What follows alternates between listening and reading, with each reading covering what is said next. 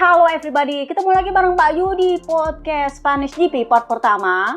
Gua harap ini nggak terlalu panjang, dan kalau misalnya ada interview yang gua miss dan gua nggak dapat, kita akan bahas itu di part kedua atau nanti sekalian di Jerez Test. Jadi di Spanish GP kali ini ban Michelin itu yang nongol kelihatannya standar. Kenapa? Karena ban depan semuanya simetris, baik ban wet maupun ban slick. Alokasinya soft, medium, hard, sementara untuk ban wet cuman soft sama medium, semuanya kelihatan standar. Tetapi katanya ternyata ban depannya memang berbeda. Jadi kalau menurutnya Piero Taramaso, si bakso itu memang alokasinya biasa. Karkasnya yang karkas khusus, yang mana itu adalah karkas khusus yang dipakai di Jerez tahun lalu. Jadi dia bilang, kami memakai ban depan yang kami pakai tahun lalu, di mana karkasnya itu sedikit lebih keras, mempertimbangkan Jerez kalau dalam keadaan kering itu panas. Jadi memang diakui oleh para rider itu memang panas. Jadi memang gue sempat bingung kenapa Papa Kembar bisa kena penalti tekanan ban sepanas itu. Ya mungkin strateginya sama dengan si Culas ketika di Buriram, mungkin aja. Nah sedangkan untuk ban belakang ya semuanya normal, pakai ban standar, karkas standar, di mana semuanya berstruktur asimetris, sisi kanan lebih keras baik ban wet maupun ban slick. Komponya ya sama, medium soft, dua-duanya. Itulah kenapa gue bilang kalau mereka pada pakai medium maka skenario akan berjalan dengan lancar. Semuanya kena jatah. Ori udah gue bilang kan, 4 ori itu semuanya akan dipakai oleh rider Akamsi. Tentu saja yang punya karena adalah rider Akamsi, jelas dia pakai. Kemudian yang kedua tetap ada pada rookie Akamsi. Yang satu lagi harus pindah ke tetangganya yang adalah rider Akamsi. Yang satu lagi harus pindah ke dia punya senior yang juga adalah rider Akamsi. Ujungnya ketika balapan itu ori crash semua kecuali satu orang yang pakai. Itu pun dia sebenarnya finish di luar poin, tapi karena Papa Kembar kena penalti jadinya dia naik satu posisi dan dia bawa pulang poin 1 biji. Oke lah. Tapi ya Spanish GP memang sedang dalam proyek untuk memecahkan rekor. Jadi para ABR itu ngumpul semua di Jerez. Ya nggak semuanya ABR sih, ada fansnya Pedro Acosta, ada fansnya si Permen Aldeguer yang punya basisnya sendiri warna kuning. Lalu ada fansnya Bebe Vale yang mana Bebe Vale-nya juga nongol. Jadi ya menurut lo agak-agak rancu sih memang. Dan akhirnya setelah tahun lalu itu agak-agak kena prank gara-gara salah hitung. Sempat kan mereka hure-hure memecahkan rekor, ternyata salah hitung kak. Waktu itu rekor ternyata masih tetap dipegang oleh Lemang. Dan kali ini mereka beneran pengen pecah rekor. Jadinya mereka tembus 224.000 penonton yang nongol di Jerez kemarin. Dan di saat yang sama mereka mengumumkan bahwa Jerez akan menggelar MotoGP sampai tahun 2031. Nah, kemarin juga Jerez meresmikan tikungan dengan nama Carmelo Ezpeleta. Sebenarnya gue sudah mulai dengar gosip berhembus, sepoi. Beliau memang bakal dilengsarkan dari status ketua DPRD tingkat pusat. Jadi mulailah dikasih nama sebagai tanda-tanda bahwa ini OTW nih, OTW pergi. Tapi itu katanya menurut Giorno di pedok itu sisa tunggu pengumuman. Udah kedengaran gaungnya di belakang pedok, cuman belum pengumuman. Tunggu aja pengumumannya tinggi. Yang menarik juga adalah di Jerez kemarin, mobil BMW itu kan biasanya kalau lu adalah pemegang pole position terbanyak tahun itu, lu bakal dapat BMW Special Edition dari BMW. Tahun lalu kan Peko yang pegang. Nah, tahun ini hadiahnya jauh lebih spesial. Why? Lu tahu di Jerez yang nongol apa? Sebuah BMW M4 Special Edition seri VR46. Jadi kalau kalian ngintil gue dari podcast tes Sepang ya, pokoknya bulan-bulan Februari gue tuh sempat membahas soal BMW meluncurkan seri Special Edition yang hanya dibuat 46 unit untuk merayakan ulang tahun duta besar mereka, Valentino Rossi VR46 yang ke-46. Jadi ada dua tipe dari BMW itu, yang pertama versi street, yang satu lagi versi sport kalau nggak salah. Dan itu masing-masing hanya diproduksi 46 unit dengan nomor seri 1/46 sampai 46/46 dan semuanya ditandatangani oleh Bebe Vale. Itu dijual dengan harga yang super duper mahal karena itu memang cuma 46 unit di seluruh dunia, di mana unit dengan nomor seri 1/46 itu yang akan menjadi hadiah bagi pemegang pole position terbanyak MotoGP tahun ini. Jadi ini harganya jauh lebih mahal dari punyanya Pecco. Sorry tuh saya Pecco. Yang Pecco dapat kemarin itu memang special edition, tapi ini jauh lebih special edition karena itu cuma 46 unit. Dan yang memenangkannya akan mendapatkan nomor seri 1/46 lengkap dengan tanda tangannya Bebe Vale. Nah, yang jadi pirtinyin idili, Marc Marquez bagaimana kak? Mengingat dia pole position mulu ya kan. Jadi besar kemungkinan dia yang akan memenangkan mobil satu ini. Nah, misalnya idili itu dari VR46 yang adalah musuh buyut dia. Jadi ya ada beberapa pertanyaan di pedok yang bilang kira-kira Marc Marquez bakal ngoyo banget nggak ya untuk pole position, karena dia tahu dia bakal menang ini barang kalau dia selalu pole position. Ujung-ujungnya Quartararo yang pole positioning. Karena ya gue tahu bahwa kehadiran mobil itu sedikit menyakiti para ABR di Jerez karena kenapa lagi ini ada ini VR46 di sini. Mana Bebe Vale juga warawiri kan di sana. Jadi ya lumayan ada suara sumbang sebenarnya, tapi Marc Marquez berusaha untuk menetralisir itu dengan menunjukkan bahwa we are okay here. Saya punya fans itu sangat menghormati VR46 bla bla bla bla bla bla. Padahal di belakang semuanya pada menghina. Jadi kita lihat apakah Marc Marquez akan memenangkan mobil ini atau enggak, atau mungkin dia bilang ya gue bisa ganti hadiah kagak. Ganti yang biasa aja lah, nggak perlu yang terlalu mahal, yang penting gak ada VR46-nya. Ya kali aja bisa. Daripada kan gua terima itu emang harganya amat sangat mahal, special edition, tapi aduh kalau itu ada di garasi rumah gua kok ya agak-agak gimana gitu ya.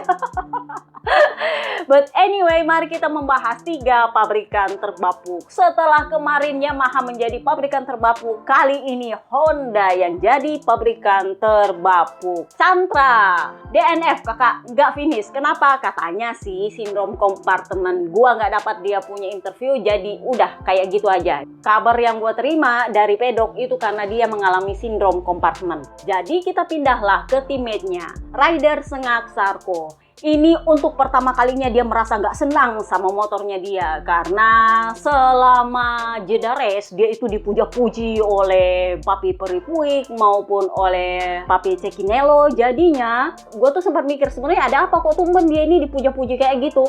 Karena gini, bahkan Papi Peripuik pun bilang Papi Albesiano itu mendengarkan masukan dia. Padahal kita semua tahu bahwa Zarco itu paling nggak tahu yang namanya teknis, tapi dia bisa memberikan feedback soal apa yang dia rasakan. Kalau misalnya part itu bagus, itu akan kelihatan di datanya. Jadi mungkin maksudnya Papi Peripuik adalah Papi Albesiano mengambil data dari feedback yang diberikan oleh Zarco tanpa nanya ke Zarco. Gua nggak ngerti juga, tetapi memang tipikalnya Zarco adalah orang yang nggak terlalu ngerti soal teknis. Dia mintanya apa, masalahnya apa, dia nggak ngerti. Tetapi kalau disuruh menguji part dan segala macam, dia tahu. Kalau soal kayaknya ini masalahnya di sini deh, kayaknya ini masalahnya di situ deh, dia nggak tahu. Jadi gue sempat berpikir ada apa dengan sepanjang jeda race dia ini dipuja-puji. Gue agak-agak bingung juga. Mari kita lihat nanti di Lemang sebenarnya ada apa. Tetapi ya kali ini dia bilang bahwa dia nggak senang sama motornya. Untuk pertama kalinya setelah selama seri di luar Eropa dia lumayan bagus, lumayan mumpuni. Kali ini setelah dipuja-puji dan masuk di seri Eropa, dia melempem. Jadi dia bilang, ini adalah akhir pekan yang rumit bagi saya, tetapi saya memang sudah tahu bahwa saya akan mengalami beberapa masalah hari ini. Saya juga menyukai tantangan seperti ini. Saya berharap saya bisa untuk mengatasinya, tapi ya saya tidak berhasil. Di hari Jumat dan Sabtu kami memang sangat kesulitan. Jadi di hari Minggu tujuan saya adalah hanya membawa pulang beberapa poin karena kepercayaan diri saya tidak bisa saya temukan di sini. Secara khusus saya tidak bisa bermain dengan sudut kemiringan ketika menikung. Dan saya juga merasa tidak nyaman dengan bagian depan saya. Ini tidak seperti di awal kejuaraan. Jadi dia ditanya, kira-kira ini masalahnya apa? Jadi dia bilang, kayaknya ini perkara soal trek yang kecil. Jadi selama ini memang kan sebelum mereka masuk ke Eropa, sirkuitnya itu gede-gede semua. Apalagi Qatar, luar biasa gede. Makanya itu ABR yang gak ada otak itu sempat bilang bahwa, oh Peko itu mestinya bisa kembali ke pedok, bla bla bla bla bla. Ada Jono yang nanggepin, dia itu kalau mau ke sana langsung ke pedok, itu pakai teleportasi Kak. Saking gedenya itu sirkuit Qatar coba. Jadi Sarko bilang, saya itu sangat mementingkan sudut masuk tikungan yang leluasa. Nah, karena Jerez ini kecil dan sempit, jadi saya kurang merasa bebas untuk menentukan saya punya pengereman dan sudut tikungan, ditambah lagi ada ceternya Kak. Jadi dalam kondisi ini terus terang posisi saya tertolong oleh para rider yang crash itu. Jadi dia bilang, karena kalau mereka nggak membuat kesalahan, mungkin saya finishnya di belakang. Ditambah lagi, saya sempat battle sama Luca Marini. Ternyata sulit untuk menyalip dia karena dia menutup semua celah yang ada. Jadi bagaimanapun, pulang dengan 5 poin di posisi 11 itu lebih baik daripada tidak sama sekali. Jadi ditanyalah dia, oh berarti lu kurang cocok dong sama sirkuit ini. Jadi dia bilang gini, saya rasa saya tidak mampu bersaing dengan yang lain karena kondisi masuk tikungan itu kurang optimal dan bikin motor saya itu agak-agak slip. Jadi saya itu sedikit punya masalah dengan ban belakang dengan sirkuit yang kecil seperti ini. Saya selalu fokus pada kondisi ketika masuk tikungan. Nah, kalau dari situ udah salah, nah amburadul lah sisanya menurut dia. Jadi saya sudah mencoba berbagai pendekatan untuk bisa menyelesaikan masalah ini secara logis, tetapi pada akhirnya ini tidak berhasil. Sulit untuk bisa menerimanya, tapi ya kami akan berusaha menganalisa situasinya dan saya akan terus berusaha mengatasinya. Saya selalu kesulitan di sirkuit seperti ini, yang kecil-kecil. Jadi kalau ada sirkuit lain yang kecil-kecil, nah di situ saya agak kesulitan. Tapi di tempat lain yang sirkuitnya gede-gede, saya bisa menemukan kunci untuk membalik keadaan. Nah sementara di sini hal itu tidak mungkin dan saya akhirnya mengalami kemunduran. Jadi ditanyalah dia, besok lu bakal ngetes mesin baru dong, karena kan Papa Kembar turun kemarin wildcard itu untuk menguji mesin baru dengan target top speed. Jadi dia bilang, ya saya mungkin akan mencobanya besok, tapi kalau boleh jujur ini sebenarnya bukan sirkuit yang cocok untuk menguji mesin baru. Kenapa? Karena banter-banter top speednya 300 km per jam mentok itu mah, karena ini sirkuitnya kecil pendek.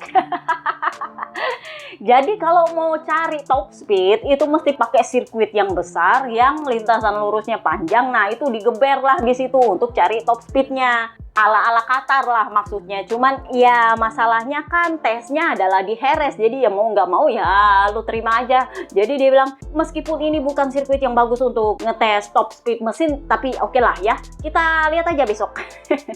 Yang pasti kami dibandingkan tahun lalu, waktu lapnya sudah lebih baik dan lebih konsisten. Powernya juga sudah lebih baik. Dan kalau kita lihat daya saingnya Papa Kembar, Alex Espargaro, tampaknya kalau dia wildcard aja bisa finish P14 sebelum kena penalti, ya artinya mesin baru ini punya potensi. Karena kan dia punya penalti kan tekanan ban, bukan perkara mesin.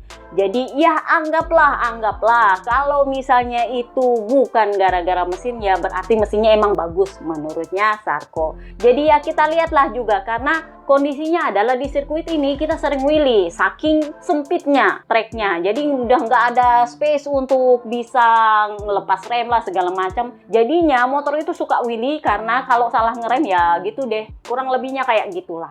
So, kita pindahlah ke Papa Angel. Papa Angel ini finish P10 kemarin, naik 6 posisi. Jadi dia di depannya Sarko yang P11 dan itu cuma naik 1 posisi. Sementara Papa Angel itu naik 6 posisi, finish di P10. Yang cukup menarik adalah akhirnya dia bisa battle sama Enea. Jadi waktu di Qatar, kalau kalian dengar podcast Qatar kan dia bilang, ini adalah pelajaran yang bagus untuk belajar nyalip-nyalip. Karena saya selama ini sulit buat menyalip dan ternyata motor ini sudah udah bisa dipakai nyalip, cuman top speednya kurang. Jadi ketika kami menyalip, kami disalip lagi di trek lurus. Nah waktu itu kan dia minta top speed dong, top speed. Nah nongol lah itu mesin dengan target top speed. Jadi dengan mesin yang ada, Papa Angel akhirnya beneran bisa salip menyalip. Dan karena trek lurusnya di Jerez ini nggak terlalu panjang seperti di Qatar, jadi battle antara Papa Angel dengan Enya ini lumayan seru menurut gua. Dan bagi beberapa fans yang somehow mereka memuji medianya MotoGP yang nggak cuma fokus ke Marquez, Peko, apa kayak cuma di depan situ. Nah, mereka juga fokus di belakang dan mereka senang karena akhirnya bisa melihat bahwa di belakangnya ternyata banyak yang battle bagus.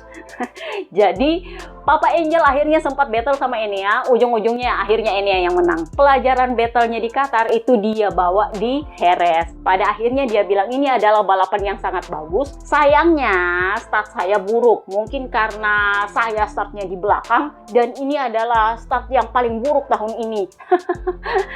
Jadi saya harus katakan saya senang karena kecepatan motornya bagus, motornya juga sudah lebih baik dibandingkan hari Sabtu, juga karena ban medium saya di belakang itu terasa lebih baik. Saya membawa pulang hasil maksimal hari ini setelah bertarung dengan Enea Bastianini dan Zarco. Itu tujuan kami dan kami berhasil mencapainya. Sekarang kami menatap positif tes yang akan kami lakukan besok karena itu bisa saja sangat menarik bagi kami. Jadi ditanya, itu Papa Kembar sempat mengeluhkan perkara chatter. Jadi di hari Jumat itu Papa Kembar tuh bilang, saya tuh heran kok bisa-bisanya Zarco sama Mir itu bisa cepat dengan kondisi chatter yang luar biasa seperti ini. Nah ditanyalah sama Luca Marini kan aslinya dialah rider pengembangnya Honda. Jadi dia bilang ya sebenarnya kami belum menyelesaikan masalah chatter itu, tapi kami mempelajari karakter motor ini dari Qatar dan di Jerez. Jadi dia bilang menurut pendapat saya, nah ini bagusnya anak VR46 adalah dia suka menganalisa. Jadi dia bilang menurut saya ketika ban masih baru dan trek memiliki grip yang bagus, masalah ini bisa terlihat lebih jelas. Jadi kalau mundur-mundur, saya pikir masalah ini terjadi ketika kami mengubah begitu banyak bagian dari mesin kami. Sejak saat itu, chatter itu ada dan kami belum bisa menghilangkannya. Ya, kami memang bisa menguranginya sedikit demi sedikit, tapi ya karena chatternya masalahnya banyak, ya sedikit-sedikitnya itu masih nyisa gitu loh.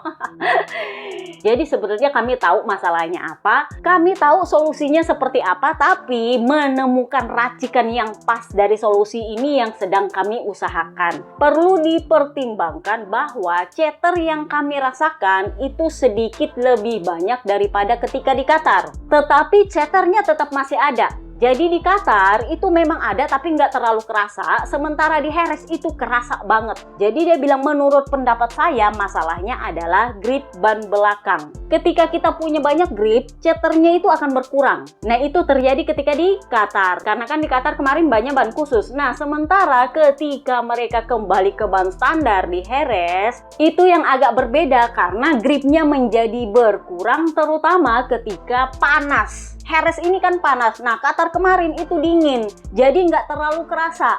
Nah sementara di Jerez itu karena panas, itu mulai kerasa, sementara gripnya berkurang. Jadi menurutnya Luca Marini, kami punya masalah chatter ini sama dengan KTM, tetapi akar masalahnya berbeda. Kalau kami, chatter terjadi ketika grip ban belakang itu berkurang. Nah, sementara KTM itu chatternya luar biasa kalau grip bannya terlalu banyak. Jadi kan di Qatar kemarin semuanya ngeluhin grip tuh sana sini. Nah giliran di Jerez nggak terlalu banyak chatternya karena gripnya kurang menurutnya Papa Angel. Jadi dia bilang ya masalah kami itu sama, motor kami suka ngegosip, cuman bedanya adalah bahan ngegosipnya yang beda. Yang satu gara-gara kurang grip, yang satu gara-gara kebanyakan grip. Kurang lebihnya kayak gitulah ya. Jadi ditanya lah dia, kira-kira kan ini lu bilang masalahnya kan grip ban belakang. Tes Jerez nanti apakah lu berencana untuk memperbaiki? Karena kan lu bilang ini masalah kalau nggak ada grip. Jadi dia bilang iya kami memang berencana untuk memanfaatkan 1 jam pertama tes dengan harapan treknya nggak terlalu kotor karena saya tahu bahwa panitia pasti membongkar panel iklan di malam hari. Jadi semoga treknya nggak terlalu kotor. Jadi kami bisa langsung menguji grip dengan kondisi trek masih dalam kondisi asli, belum ada banyak bekas grip ban. Karena kan kalau udah turun semua rame-rame, itu ban kan jadi banyak grip lagi karena kan ban udah kegiling di situ. Nah, sementara menurutnya Papa Angel, kami itu harus menguji Chatter ini ketika trek masih kosong dan belum ada banyak bekas ban untuk pengujian. Jadi dia bilang strateginya adalah kami akan mencoba memanfaatkan 1 jam pertama tes sebaik mungkin dan semoga treknya nggak kotor gara-gara orang bongkar-bongkar papan iklan katanya. Nah, ditanyalah dia, menurutnya Papa Kembar, Chatter yang dirasakan itu masih sangat-sangat banyak sampai dia merasa bahwa kita nggak bisa nikung dengan kondisi Chatter seperti ini. Papa Angel bilang, ya mungkin karena dia baru balapan dengan Honda sekarang, sementara kami sudah mengalaminya dari tahun lalu. Jadi menurut saya, kalau yang dia bilang Chatternya itu banyak, menurut saya malah ini sudah sedikit berkurang loh dibanding tahun lalu. Jadi dia bilang, ya pokoknya intinya adalah yang penting kita sudah tahu nih mesti bagaimana. Cuman menciptakan kondisi sebaik mungkin di track supaya pas untuk menguji Chatternya gimana. Karena kalau kondisi grip di trek berubah, pakai ban baru pun itu tidak akan menyelesaikan solusi soal Chatter karena lu punya bahan pengujian jadinya berbeda, parameter beda. Kemarin juga ditanya soal CEO-nya Honda kan datang tuh. Jadi bos Koji Watanabe itu nongol kemarin di Jerez. Makanya gue bilang di Jerez itu kemarin banyak yang nongol. Kecuali Stoner sama Lorenzo kali ya. Karena Dovi nongol, Dani Pedrosa nongol, Bebe Vale nongol, para bos-bos juga nongol, Dominicali nongol, nah Watanabe juga nongol kak, CEO-nya Honda. Jadi ditanya lah dia, apakah mereka semua itu nongol dari Jepang karena mau tes Jerez? Jadi dia bilang, enggak lah, itu karena kami meresmikan hospitality yang baru. Hospitality-nya gede banget, serius. Ada Jono yang bilang itu luar biasa, bagus. Jadi Papa Angel bilang, ya lumayan lah kita pakai hure-hure di situ. Dia cuma bercanda, dia bilang, nggak, gue bercanda. Intinya adalah mereka datang ke sini bukan untuk tes khusus, tapi karena hospitality. Meskipun ya kedatangan mereka itu bikin part yang datang itu juga banyak. Karena kan bagasinya jadi banyak, jadi bisa masuk segala macam tuh, bener nggak sih? Jadi dia bilang, ya karena mereka datangnya rame-rame banyak, jadinya part yang datang juga banyak. Tapi apakah itu karena mereka khusus bagian divisi balap motor ala-ala Marc Marquez di zaman 2023 kemarin? Bukan kayak gitu, tapi ya yang penting ini adalah mereka datang untuk meresmikan hospitality, bawa part, tapi bukan untuk menggerubungi kami kayak lalat.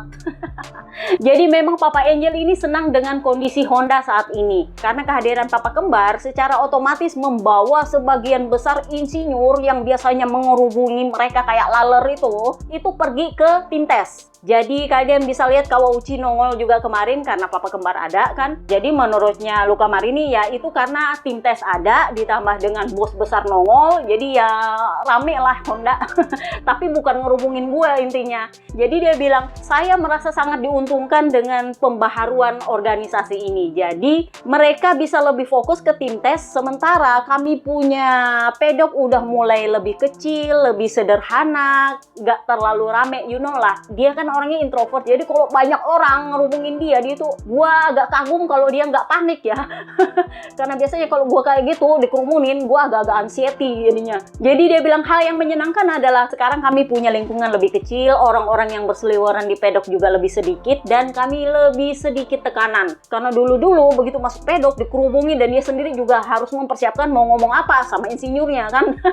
Sekarang ya itu urusannya Papa Kembar, udah bukan urusan dia. Bener nggak sih? Nah, kita pindahlah ke Papa Kembar. Papa Kembar ini sebenarnya finish P14 sebenarnya bagus banget. Sayangnya penalti tekanan ban. Jadinya dia turun ke P17, penalti 16 detik. Gua agak heran kenapa bisa dia penalti 16 detik dengan kondisi Jerez sepanas itu. Ada yang bilang bahkan itu mirip-mirip dengan Buriram versi Eropa saking panasnya. Dia kok ya bisa melanggar tekanan ban. Why? Apakah kamu menggunakan strateginya Marc Marquez start dengan tekanan amat sangat di bawah, atau dia start dengan tekanan mepet sehingga dia kurang battle? Tapi menurut gue dia sempat battle kok sama Marc Marquez di belakang, atau mungkin gimana gue nggak tahu. Kita lihat apa reaksinya soal penalti ini. Tapi yang jelas dia bilang, sayangnya saya tidak bisa menemukan ritme yang tepat dan ini sangat disayangkan karena Anda sebagai pembalap Honda, Anda harus berada di level yang tinggi.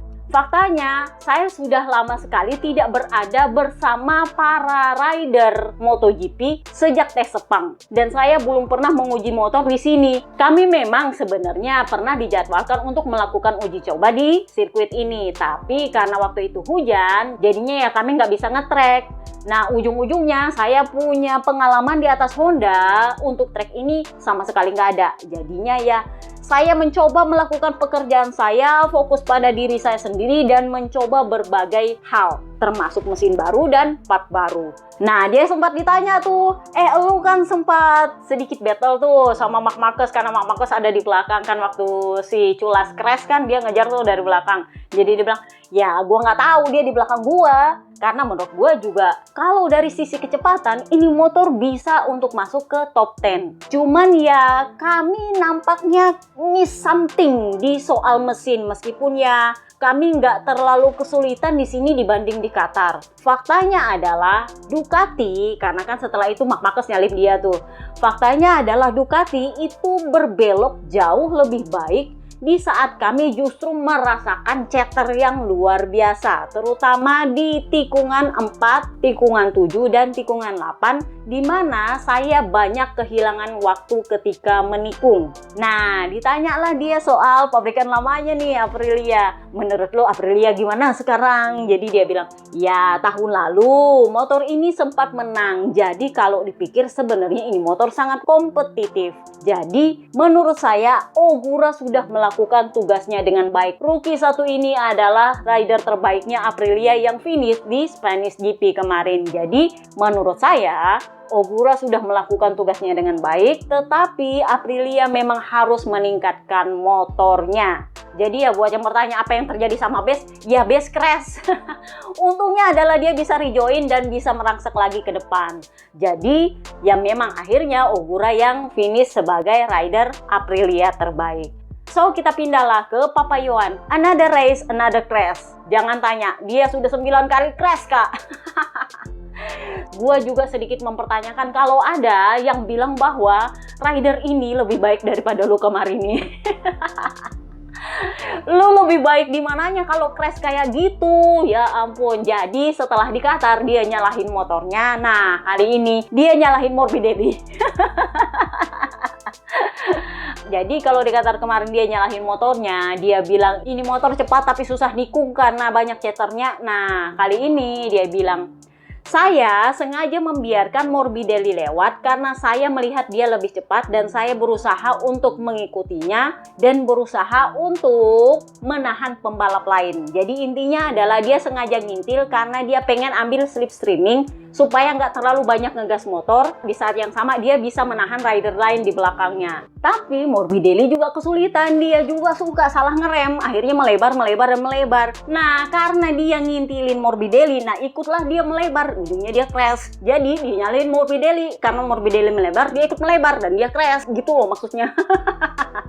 Ya akhirnya kan Morbidelli crash juga dan katanya karena sakit di leher, akhirnya dia nggak akan ikut tes Jerez. Sabtu pagi kan dia crash juga dan itu crashnya jelek banget. Jadi dia bilang, saya ini sudah sakit di mana-mana loh sekarang. Kita lihat kalau hari Minggu saya bangunnya gimana. Nah, hari Minggu dia crash juga. Jadinya katanya lehernya itu sakit dan Pablo Nieto bilang kami memutuskan untuk tidak menurunkan Morbidelli di tes Jerez. Nah, back to Papa Yohan, ditanyalah dia. Jadi sebenarnya masalah lu ini apakah Morbidelli atau motornya? Karena kan di Qatar dia nyalain motornya toh. Jadi dia bilang, kami harus menganalisa semua yang terjadi hari ini. Kalau ada 8 atau 9 lap lagi, ini mungkin akan menjadi akhir pekan yang bagus untuk kami. Potensinya ada, kami bisa cepat, saya bisa cepat. Tapi kalau kita harus menyimpulkan, ya beginilah hasilnya. Sekarang marilah kita fokus ke hari Senin di tes Jerez dan ke masa depan. Itu aja sih intinya, karena kemarin sebelum Spanish GP, dia membuat 2 permintaan ke Honda.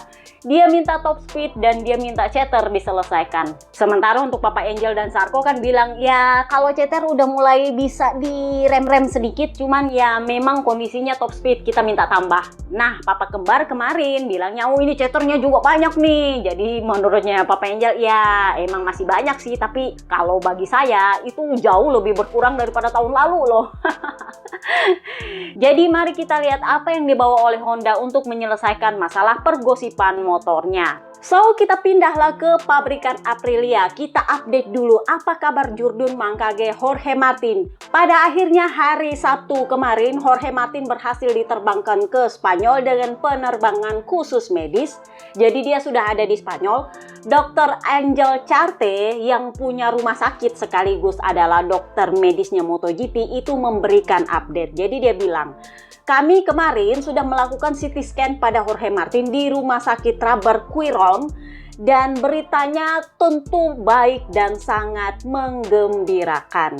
Martin punya paru-paru itu ternyata sudah sempurna. Kondisi terakhir tentang cairan yang menumpuk di luar paru-parunya itu sudah tertutup sepenuhnya. Dan dari 11 patahan yang secara teoritis dialami, 3 diantaranya yaitu tulang rusuk samping ke-7, ke-8, dan ke-11 itu sudah menunjukkan perkembangan yang berkelanjutan, aka sudah mulai tuh nyambung-nyambung sedikit. Oleh karena itu menurut saya perkembangannya sangat positif. Sekarang kami akan menunggu selama waktu yang diperlukan untuk terus memantau perkembangan patahan ini di Madrid. Jadi overall Martin sudah sumringah karena dia udah kembali ke Spanyol, udah bisa lihat orang rumahnya, udah bisa lihat teman-temannya, keluarganya. Lebih menyenangkan lah ya daripada dia terasingkan di Qatar, nggak punya siapa-siapa. Ya ada sih orang-orang dekatnya, cuman kalau mau lebih nyaman, feeling like home ya pasti di Spanyol. Jadi dia dirawat di rumah sakit Madrid, di rumah sakitnya Dr. Charte sendiri. Jadi update-nya itu cepat dan Charte kan tahu apa yang dibutuhkan oleh seorang pembalap MotoGP. Jadi dia ngerti lah ini mesti diapain nih supaya cepat balik ke kondisi semula. So kita bahaslah Trackhouse. Raul Fernandez ini adalah, sorry tuh saya, dia pemakai ori yang meskipun gak ada eksekusi tapi dia berhasil finish tanpa crash. Karena yang lain, 3 yang lain itu pada crash semua. Nah, gua nggak dapat interviewnya. Aslinya dia itu finish di P16 kalau nggak salah, tapi karena papa kembar kena penalti 16 detik, turun ke P17. Nah, naiklah dia ke P15, bawa pulang 1 poin, not bad. Tapi sayangnya gua nggak dapat interviewnya. Sampai kemarin di Jerez Test itu gua nyari-nyari interviewnya, no. Gua nggak dapat, mungkin gua miss something, gua nggak ngerti juga. Tetapi yang menurut gua menarik adalah para ori kemarin itu crash semua kecuali dia. Ya yang di Honda crash, ya yang di Ducati crash, 2 di Ducati itu crash, jadi 3-nya itu udah pada crash semua. Cuman dia yang berhasil finish tanpa crash, meskipun ya aturannya nggak pulang bawa poin, tapi ya not bad, paling nggak dia finish. Jadi gua nggak tahu apakah memang skenario orinya yang nggak cocok sama sirkuit Jereznya, atau memang skenario orinya itu kena semua kecuali Raul Fernandez. Nah itu dia. Mungkin dia punya santan instan baik yang menahan semua itu ya kan. So kita pindahlah ke rookie terbaik di track kemarin, Ai Ogura. Dia finish P8, naik 7 posisi. Jadi meski dia nggak dapat ori, dia tetap finish bagus. Padahal dia cuma dapat KW2 loh itu. Tapi lumayan bagus menurut gue loh ya. Ini anak menurut gue emang skillnya bagus. Kalau di total dibandingkan dengan calon ikan hiu baru Pedro Acosta, dia ini lumayan bagus. Apa yang membuat Pedro Acosta lebih istimewa adalah satu, karena dia KTP Spanyol. Yang kedua, karena memang Pedro Acosta tahun lalu itu pakai motor bekas. Sebenarnya bukan bekas juga sih, versi pabrikan tapi spek C. Yang jeroan dari tahun sebelumnya, nah itu. Tapi bukan motor pabrikan yang dipakai oleh Binder tahun lalu, itu bukan. Motor pabrikan spek C yang jeroan banget, nah itu yang dia dapat kemarin. Dan dia bagus, itu yang membuat orang respect sama dia karena dia pakai motor yang gak sebagus para duo pabrikan, tapi dia berhasil sebagai rookie. Bisa hure-hure di podium, bisa ribut sama Marc Marquez dan segala macem lah. Akhirnya dia diberi respect lebih banyak alih-alih Ai Ogura. Nah, Ai Ogura seperti biasa, dia nggak peduli. Kalau kalian dengar podcast Suka-Suka minggu lalu itu kan, bahkan Papi Peri Review itu bilang dia punya keunggulan ini adalah tenang banget. Nggak ada ceritanya namanya marah-marah. Pokoknya kalau dia jelek, dia menyalahkan dirinya sendiri. Kalau dia bagus, dia memberikan itu kepada timnya sebagai yang berjasa membantu dia. Jadi ini yang Papi Peri Review suka dari dia. Dan somehow Justin Marks juga mulai jatuh hati pada anak ini. Jadi Ai Ogura finish P8. Dia bilang, saya sangat senang dengan hasil hari ini. Setelah di Qatar kemarin dia sempat menyalahkan dirinya sendiri. Langkah terbesar adalah perubahan posisi duduk. Jadi dia punya ergonomis dirubah. Namanya orang Asia, Kak. Jadi ya agak-agak beda sedikit. You know lah ya, postur tubuhnya. Ai Ogura ini sebenarnya lebih tinggi. Termasuk tinggi kalau menurut gua. Meskipun dia mungkin nggak setinggi Mario Aji. Cuman ya tetap dia harus melakukan perubahan pada motornya. Jadi dia bilang, kami melakukan perubahan posisi duduk dan kami mencoba sesuatu yang ternyata itu berhasil dengan sangat baik. Kami menaikkan stang, menurunkan sedikit jok, dan itu sangat membantu saya untuk bisa mengontrol dalam pengereman. Jadi kami akan terus melakukan ini untuk tes nanti di Jerez. Jadi ditanyalah dia, apakah ban lu nggak habis seperti yang lain-lainnya? Jadi dia bilang, ya ban gua habis. Nah ini udah gue bilang, dia pakai KW2. Jadi dia bilang, ya ban gua habis. Itulah kenapa di akhir-akhir balapan ketika saya ada di belakang motor KTM, ya sudah selesai. Dadah bye-bye. Grip saya sudah habis, saya sudah nggak bisa ngapa-ngapain. Tapi saya sangat senang karena saya bisa berhasil melaju lebih daripada balapan di sprint. Jadi apa yang kamu petik dari race kali ini? Karena kan selama ini sebelum masuk di Eropa itu kan sirkuitnya gede-gede nih. Begitu masuk di Eropa sirkuitnya kecil-kecil, sempit-sempit, singset-singset. Jadi dia bilang, kalau saya pikir-pikir khusus untuk di track yang sempit, saya mungkin akan sulit untuk bisa masuk top 10 kalau saya tidak dapat posisi start yang baik. Jadi saya harus berusaha keras untuk itu supaya balapan akan jauh lebih mudah di trek yang sempit. Dia belajar, ini yang disukai oleh Papi Peri Review. Dia belajar dalam kondisi sangat-sangat tenang. Jadi butuh waktu meskipun dia nggak huri-huri podium seperti Pedro Acosta yang wow. Emang agak susah untuk awal-awal musim, tapi begitu dia muncul, dia langsung podium. Bener? Itu yang membuat Acosta sebenarnya bersinar. So, kita pindahlah ke Secret Wheel Best. Best ini finish di P14, turun 4 posisi. Kenapa? Karena dia sempat crash, lalu dia rejoin. Tapi karena Papa Kembar kena penalti, dia naiklah ke posisi P14. Jadi dia bilang, itu sebenarnya adalah balapan yang sayangnya sangat singkat dalam hal battle dan kesenangan. Kenapa? Karena di tikungan pertama saya berbelok tajam saat ngerem dan saya ada di gravel. Dan untuk itu saya kehilangan 17,6 detik.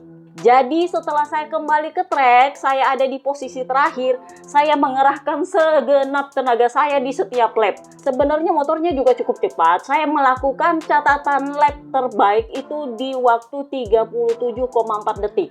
Tapi bahkan di akhir balapan saya masih bisa mencatat lap 37 detik yang tinggi. Jadi sangat disayangkan saya hanya bisa membawa pulang 2 poin. Mengingat ini adalah periode yang tidak mudah bagi kami, setiap poin itu berarti, katanya Bes. Jadi ditanyalah dia, lu kan sempat ketemu Marc Marquez nih, ngumpul-ngumpul di belakang, karena kan mereka para peserta crash nih. Mereka adalah orang-orang yang crash yang rejoin kembali, dan dia ditanya, karena kan Marc Marquez sempat nyalip dia, jadi dia ada di belakangnya Marc Marquez ngintilin. Jadi dia bilang, ya saya sempat berada di belakangnya Marc Marquez, itu adalah momen-momen yang jarang-jarang karena dia nggak pernah ngintilin Marc Marquez di kualifikasi atau dimanapun. Ingat, anak-anak VR46 itu jarang-jarang mau ngintilin orang, kecuali kalau memang ada tujuannya. Entah dia mau mempelajari lawannya atau apa, tapi nggak pernah bermaksud untuk curi kintil. Jadi mereka jarang ngintilin orang, kecuali ngintilin sesama murid VR46. Kecuali di Gia ya. Di Gia ini bukan anak VR46, tapi karena dia adalah ridernya VR46, ya memang dia agak lain. Dia suka ngintilin Marc Marquez, kadang suka ngintilin Pecco, dan kalau nanti di podcast part kedua kalian akan tahu betapa di Gia ini juga punya bahan sama Pecco.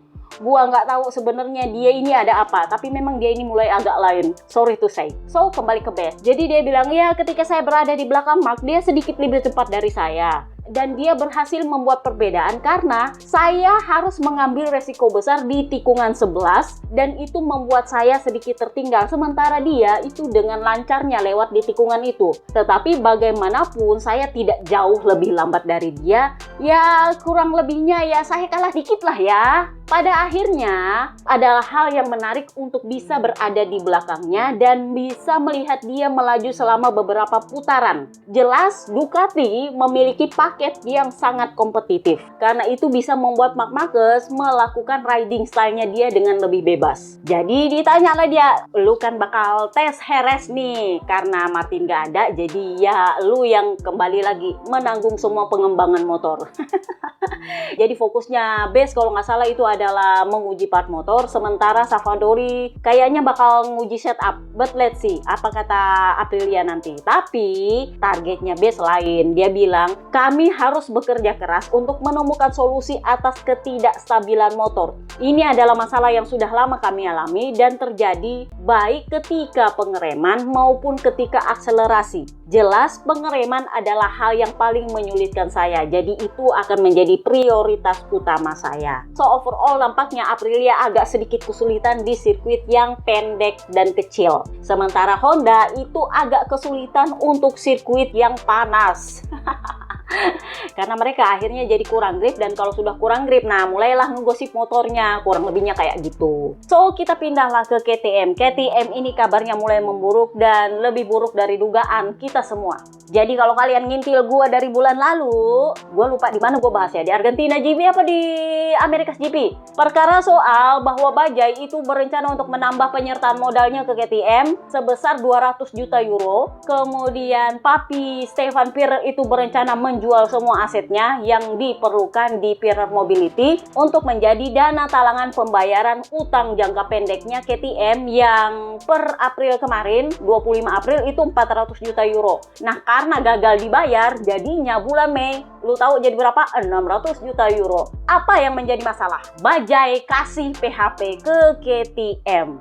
Ternyata 200 juta euro yang dimaksud itu bukan dalam bentuk cash, dalam bentuk barang yang artinya perlu waktu lagi untuk dijual. Ya Sami mawon kak, kalau gitu ngapain lu PHP-in orang? Sementara Stefan Pierer ya bukan masalah nggak ada uangnya, tapi aset dia masih belum laku. Jadi 200 juta euro yang dijanjikan Bajaj itu totally bullshit, sorry to say. Sementara untuk Pierer sudah mulai ada sebagian yang sudah jadi duit, tapi masih tersisa 150 juta euro yang masih harus dibayarkan oleh Stefan Pierer untuk mengantri. Dan dia harus menjual asetnya untuk bisa memenuhi 150 juta euro yang tersisa. Nah itu yang belum berhasil dijual. Jadinya di rapat pemegang saham KTM tanggal 25 April kemarin, agenda untuk menyelamatkan KTM ini gagal total. Kenapa?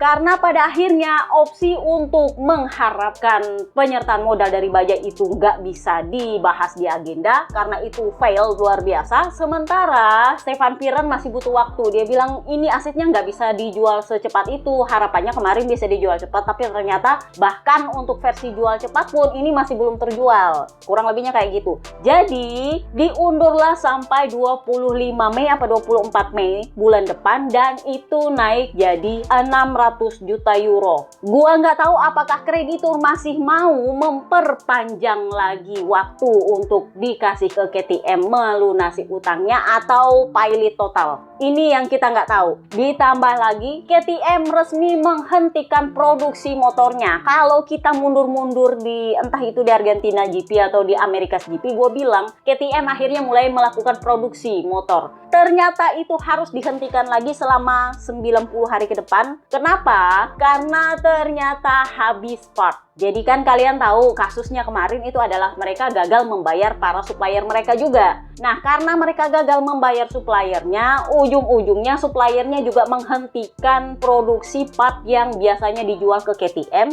Nah, karena mereka sudah mulai memproduksi motor lagi, ternyata supply part itu udah habis di gudangnya KTM. Mereka minta ke suppliernya udah nggak mau produksi karena mereka tahu takutnya nggak dibayar lagi kak. Jadinya menurut CEO barunya KTM, dia bilang kami itu harus menunda dan menghentikan produksi motor karena kekurangan komponen yang sangat serius. Rantai pasokan yang sudah melemah karena penghentian produksi sebelumnya di awal musim dingin itu tidak bisa melanjutkan produksinya. ada beberapa supplier yang memutuskan untuk berhenti memproduksi komponen yang dibutuhkan KTM karena kurangnya pesanan yang pasti. Jadi karena sudah habis part dan komponen itu, kami sedang melakukan pemesanan yang baru ke para supplier dan itu membutuhkan paling enggak 20 minggu untuk bisa ada di gudang. Jadi kita akan menghentikan produksi dulu selama paling enggak 90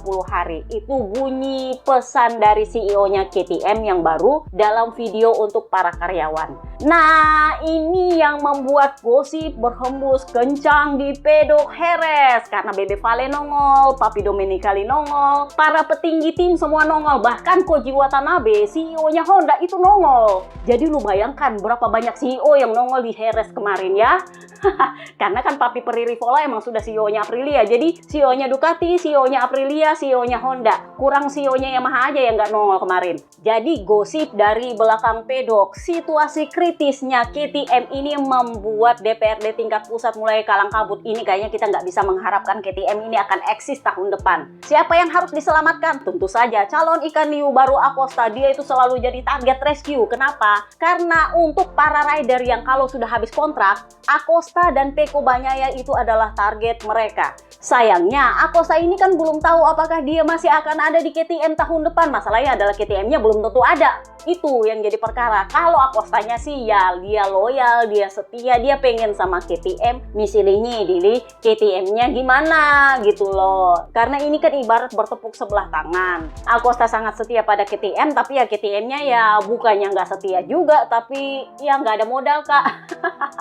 Jadi ya kurang lebih kayak gitulah. Menurut gosip berhembus di belakang pedok, negosiasi penyediaan seat bagi Acosta ini mulai dinegosiasikan. Nah, yang menjadi masalah adalah 2 dari 3 rider yang habis kontrak tahun ini itu adalah ridernya VR46. Jadi Franco Morbidelli di VR46 sendiri, Bebe Vale punya tim, dan Papa Angel, adiknya Bebe Vale sendiri di Honda. Itulah kenapa gosipnya Bebe Vale itu nongol di Jerez kemarin. Sebenarnya bukan Bebe Vale yang mau negosiasi, nampaknya DPRD tingkat pusat bujuk-membujuk sama dia.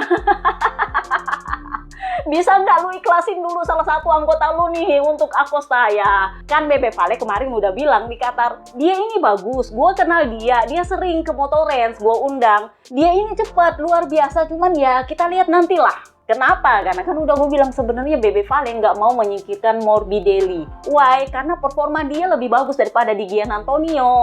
Sorry to say. Jadi ya kita lihatlah nanti apakah Papa Pip yang akan jadi korban atau gimana. Karena sebenarnya Papa Pip ini bagus. Cuman somehow ketika gosip ini berhembus kencang di GP Qatar, Papa Pip malah melempem kak. Jadi ya gitu deh. Kita bahas dulu Bestia.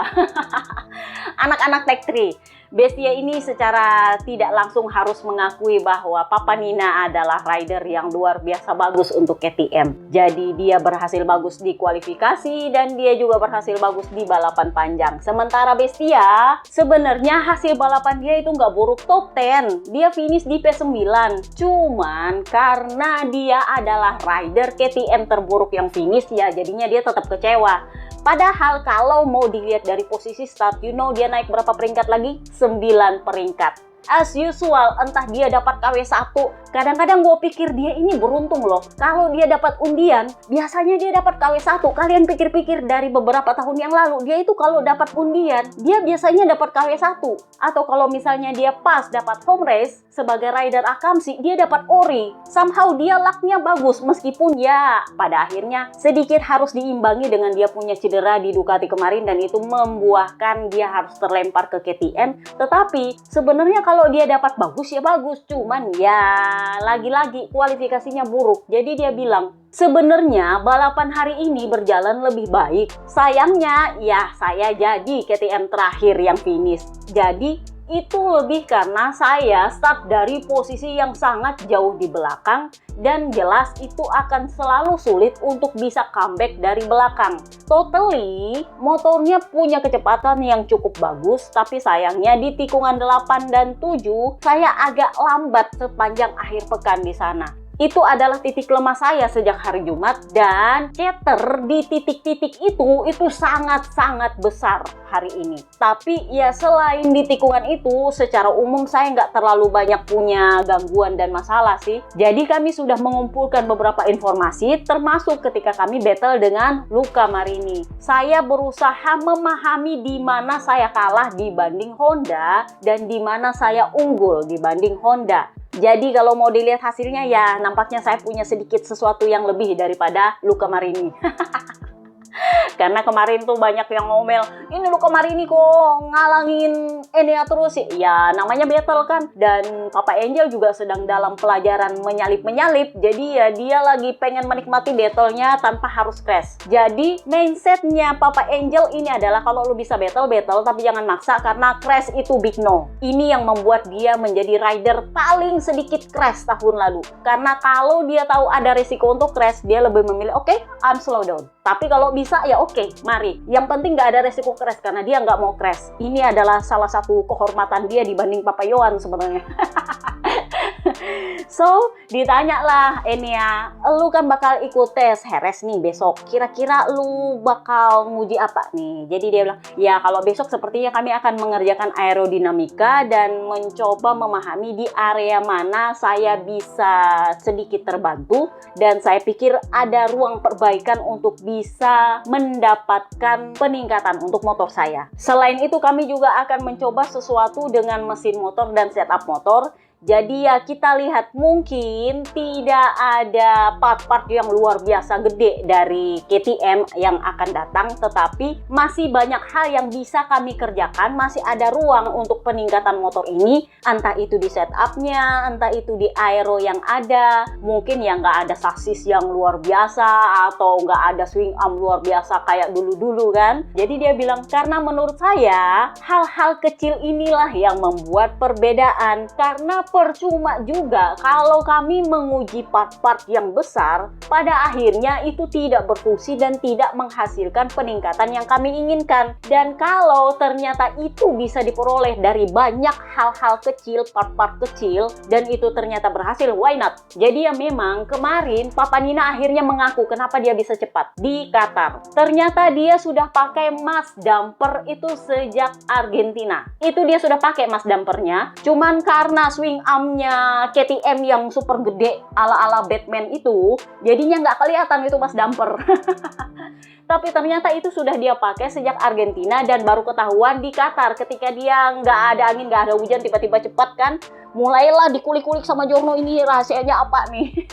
Selain gara-gara tekanan ban kan, oh ternyata dia pakai mas damper. Nah ini ternyata Papa Nina bilang, oh ya gue udah pakai itu dari Argentina, mungkin kalian nggak sadar mungkin ya.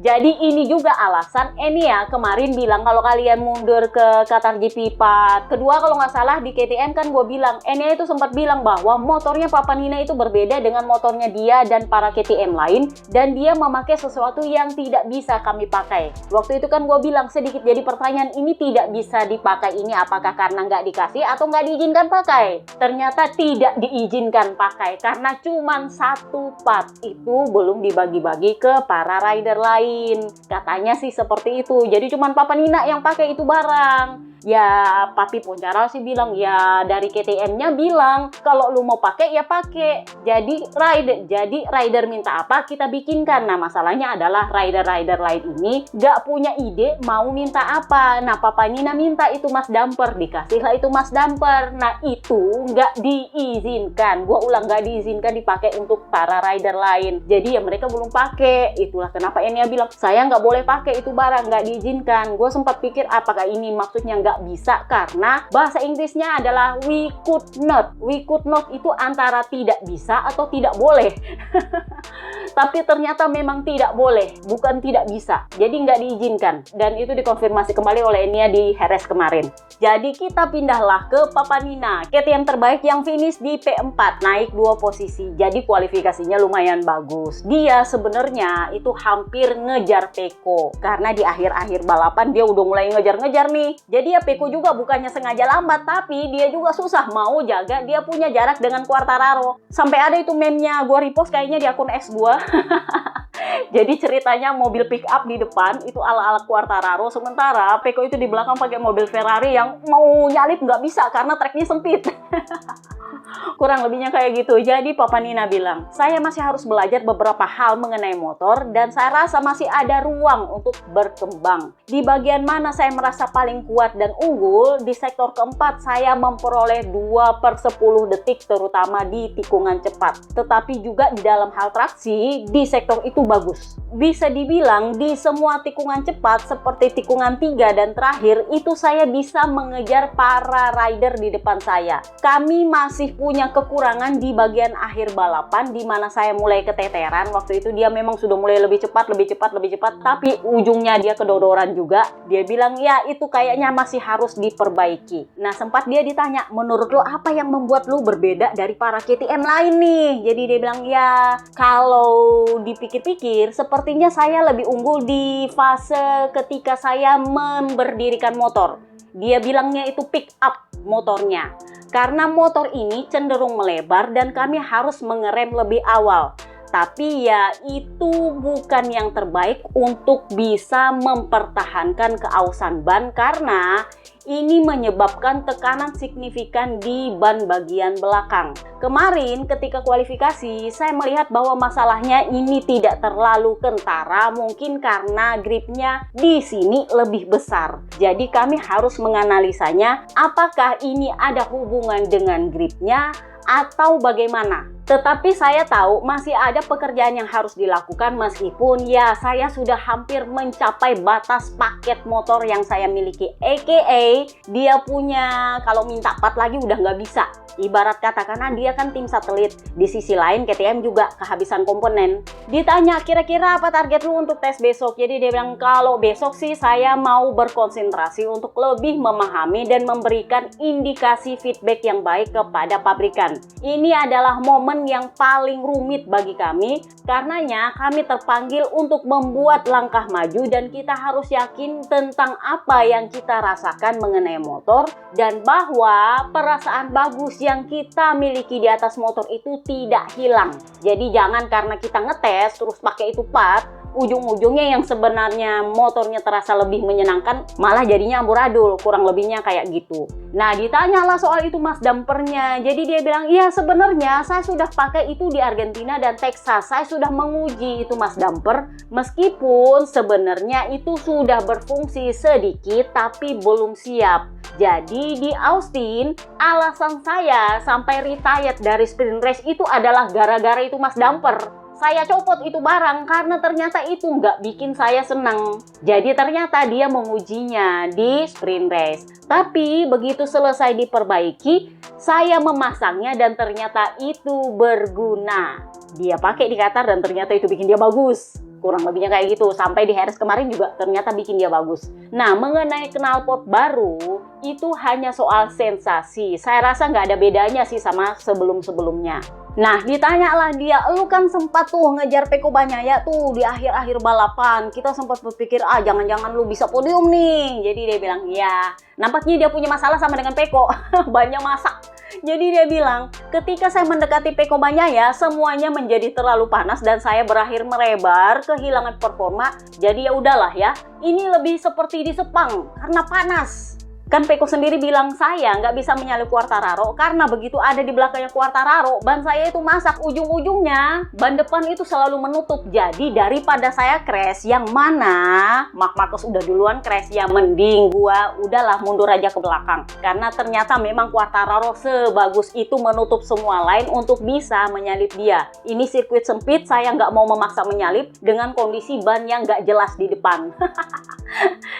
Jadi kita pindahlah ke Acosta. Kemarin di Qatar dia sempat menyatakan betapa loyalnya dia sama KTM, tapi begitu sampai di Jerez dia mulai menyindir KTM. Nampaknya negosiasi sudah berjalan dan dia udah mulai berpikir untuk hengkang. Kenapa? Karena motor dia nggak bagus-bagus juga. Jadi kalau kalian mundur-mundur sejak Argentina GP, Acosta itu mengaku memakai motor tahun lalu. Sebenarnya sih bukan motor tahun lalu, mesinnya tetap mesin tahun ini, tapi part-partnya itu semua setup-setupnya itu diambil dari tahun lalu. Tetapi waktu itu dia bilang, saya sebenarnya masih agak sedikit aneh. Kenapa motor ini masih tetap chatter, bahkan ketika saya memakai motor tahun lalu. Nah jadi di Austin kemarin dia tetap pakai itu motor, sambil menemani motor tahun ini, yang mana adalah part dan mesinnya tahun ini.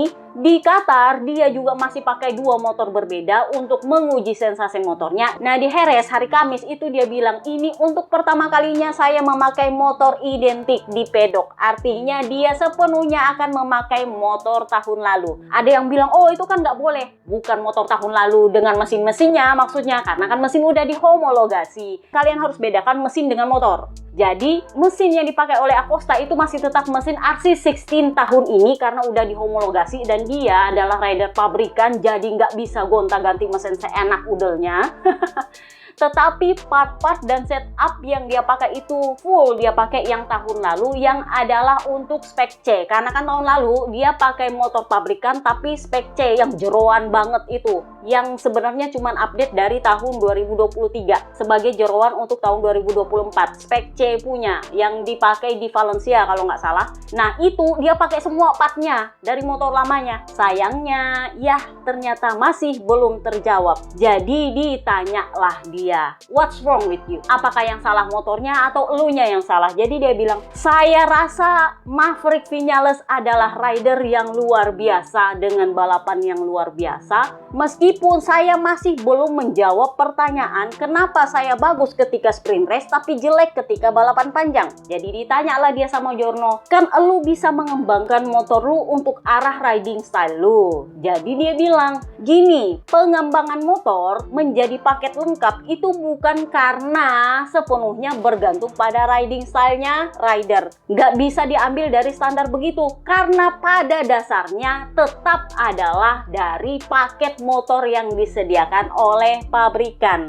Jadi kalau misalnya di Ducati nih, mesinnya nih sudah ada, mesin 2024, bener? Nah, pengembangannya itu pakai riding stylenya siapa? Ikutnya Pecco kah? Ikutnya Marc Marquez kah?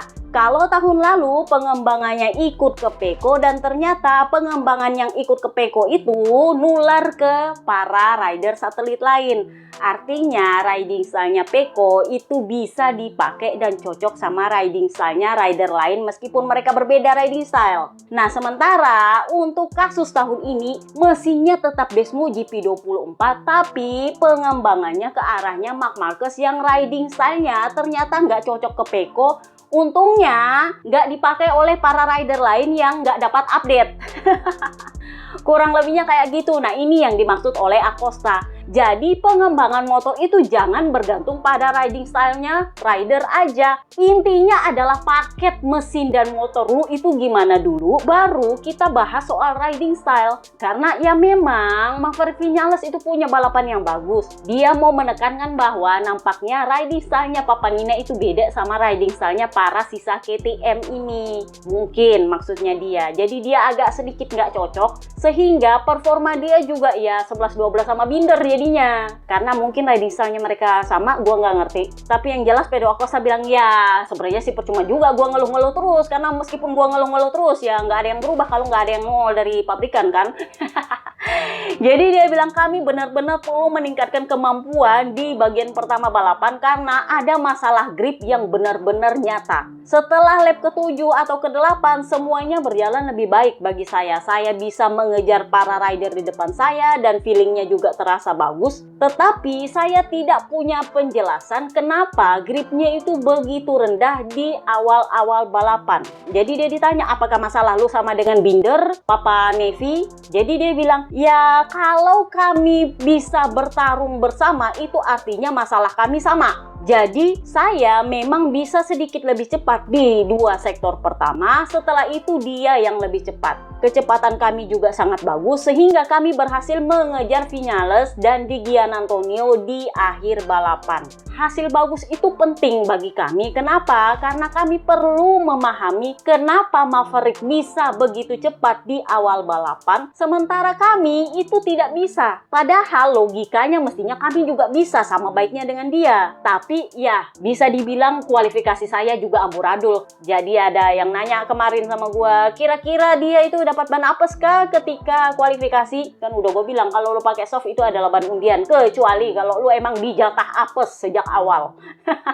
Jadi kalau dijatah apes ya sampai ke ban soft-softnya itu kenanya apa semua, ya itu bisa jadi. Tapi menurut gue itu udah keterlaluan sih, terutama karena Acosta ini adalah rider akamsi. Jadi kemungkinan dia pakai ban soft undian yang nggak bagus ketika dia kualifikasi. Jadi dia rasa dia kalah di situ karena di sprint race ternyata dia bagus, ngerti? Jadi logikanya adalah kemungkinan ketika dia kualifikasi dia pakai ban undian yang jelek, sementara ketika sprint race dia pakai ban soft undian yang bagus. Karena kan ban soft itu nggak bisa diatur mana lu dapat bagus-bagus semua atau dapat apes-apes semua. Ya namanya undian karena itu adalah ban yang paling sering dipakai selama akhir pekan. Jadi nggak bisa diatur harus bagus semua atau jelek semua, kecuali lu adalah rider terpilih yang harus pakai ori. Kurang lebihnya kayak gitu. Jadi kita lihat apakah hasil tes di Jerez kemarin bisa membuat Acosta bagus di Le Mans. Let's see. Kita pindahlah ke Papa Nevi. Kenapa Papa Nevi? Karena ini adalah nama anak dari Brad Binder yang lahir setelah GP Qatar kemarin. Jadi ditanya lah dia, apa kabar lu sekarang udah jadi papa-papa? Jadi dia bilang, ya kabar gua sih baik. Gua sama dedek bayinya sih enak tidurnya. Istri gua tuh yang kasihan gak tidur-tidur. Ya risiko ya jadi perempuan dan sebagai istri. Jadi dia bilang, ya kalau mau dibilang apakah gue kurang tidur kagak, mungkin dia kalau molor segitu aja nempel bantal udah molor gitu kan. Istrinya nggak bisa tidur, nangis sedikit bayinya ya dia bangun kan mau nggak mau. Jadi dia bilang, ya saya menikmatilah menjadi papa-papa baru. Dia finish P6 naik 7 posisi ketika Acosta finish P7. Jadi dia bilang, saya sangat puas dengan hasilnya karena kami berhasil melakukan beberapa perubahan pada motor dan hasilnya jauh lebih baik hari ini. Kami sudah mengambil langkah positif hari ini. Ini adalah hal yang bagus karena kami akhirnya pulih. Saya masih perlu meningkatkan kecepatan saya karena saya merasa saya belum cukup cepat. Kecepatan saya memang konsisten, tetapi saya rasa saya perlu menjadi lebih cepat. Saya perlu menemukan sedikit kenyamanan untuk bisa berusaha mempush lebih keras. Jadi ditanyalah dia soal ban. Nah ini, kalian tahu apa jawaban dia? Ini cukup menarik untuk membuktikan bahwa yang namanya ori KW1 dan KW2 itu sebenarnya ada. Tahu nggak dia bilang apa? Saya memang agak merasa sedikit aneh dengan ini ban. Tahu nggak, ban saya itu, ban gua itu udah rusak, udah sangat aus, udah habis luar biasa. Tapi anehnya waktu lapnya tetap sama. Ngerti ya kan dia dapat ban apa? KW1 kak. Jadi dia bilang, lu pikir coba ban gua itu ausnya luar biasa, tapi waktu lap gua konstan tetap bagus. Ya sebenarnya logikanya kalau ban gua udah aus itu pasti gua akan melambat, tapi ternyata nggak seperti itu. Nah artinya kualitas bannya beda. Bukan gua yang ngomong lo ya, Papa Nevi lo. Ini biasanya nggak akan dibahas oleh Marc Marquez kalau soal ban yang ternyata masih ada. Biasanya mereka akan bilang bahwa oh ya itu cuman tergantung soal riding style lu, gimana caranya menghemat ban, bla bla bla bla bla. Tapi sebenarnya ya seperti ini kondisinya. Papa Nevi akhirnya bongkar rahasia. Nah ditanyalah dia, kalau begitu mestinya lu seneng dong. Ya gue seneng sih emang, cuman masalahnya adalah saya pengen bisa lebih cepat. Karena kalau dari awal sampai akhir saya konsisten dengan kondisi ban sudah amat sangat aus seperti itu, logikanya saya harusnya lebih cepat di awal balapan, lalu di akhir balapan ketika ban saya sudah sangat aus, saya mencapai lap yang seperti itu. Ya bener juga sih logikanya kayak gitu kan. Kalau ban lu udah amat sangat aus, lu bisa secepat itu, artinya mestinya di awal balapan ketika ban lu masih bagus-bagusnya, lu mestinya lebih cepat. Itu yang dia maksud. Jadi dia bilang saya tidak memiliki kecepatan ekstra dan itu yang harus saya tingkatkan kalau saya ingin melangkah maju dan mendekati Maverick dan yang lainnya. Nah, ditanyalah soal motor yang ngegosip. Masalahnya KTM ini sama, motor ngegosip. Jadi dia bilang, ya nampaknya masalah cheater ini makin bertambah seiring dengan jumlah putaran lap di balapan. Tetapi ya saya menemukan cara untuk mengatasinya. Untungnya itu hanya terjadi di 2 tikungan. Ini siapa tadi yang bilang ya? Enea ya? Dia bilang cuman di beberapa tikungan yang cheaternya itu luar biasa, tapi di tempat lain dia masih bisa mengatasinya. Dan Papa Nevi juga bilang, di tikungan pertama semuanya berjalan cukup baik. Di tikungan lainnya ya saya hanya bisa pasrah. Jadi kesimpulannya adalah kami sudah membuat kemajuan.